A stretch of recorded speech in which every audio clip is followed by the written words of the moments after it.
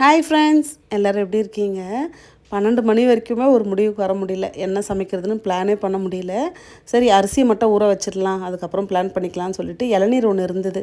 கொஞ்சம் ஹீட்டான மாதிரியும் இருந்தது. என்னன்னு தெரியல, கிளைமேட்டு கோல்டு ஹீட்டு ரெண்டும் மாறி மாறி இருக்கிறதுனால ஒரே டெம்பரேச்சர் பாடியில் வந்து மெயின்டைன் ஆக மாட்டேங்குது. சரி சொல்லிட்டு கொஞ்சம் ஆராய்ச்சியெல்லாம் பண்ணிவிட்டு இளநீர் கூட கொஞ்சமாக அந்த பாதாம் பிசின், அதுக்கப்புறம் சப்ஜா சீட்ஸ் ஊற வச்சுருந்தேன். அதையும் போட்டு மிக்ஸ் பண்ணி குடிக்கலான்னா உடவும் முடியாது, ஒளியவும் முடியாது. தெரியாமல் தான் குடிக்கணும்னு பார்த்தேன்.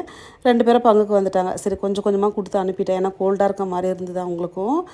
அந்த கேபேஜ் மட்டும் இருந்துச்சு. சரி, இதை வச்சு நம்ம ஏதாவது ஒன்று பண்ணுவோம். எப்பவுமே பருப்பு போட்டு தான் பண்ணுவேன். நைட்டு சப்பாத்திக்கு சூட்டாகிற மாதிரி நார்த் இந்தியன் ஸ்டைலில் ரெடி பண்ணிவிட்டேன். பேனில் கொஞ்சமாக எண்ணெய் சேர்த்துட்டு சீரகம், பச்சை மிளகாய் சேர்த்துட்டு வெங்காயம் ஆட் பண்ணிக்கலாம். வெங்காயம் கொஞ்சமாக கலர் மாறினதும் கட் பண்ணி வச்சுக்க உருளைக்கிழங்கு சேர்த்துட்டு பெருங்காயம் போட்டு லோ ஃப்ளேம்லேயே குக் பண்ணால் உருளைக்கிழங்கு நல்லா வெந்து வந்துடும். அதுக்கப்புறம் மசாலாலாம் ஆட் பண்ணிவிட்டு தக்காளி சேர்த்துட்டு கட் பண்ணி வச்சுருக்க கேபேஜும் போட்டு தண்ணி தெளித்து வேக வச்சா நல்லா ரெடி ஆகிடும். ரொம்ப டேஸ்ட்டாக இருக்கும். பாய்.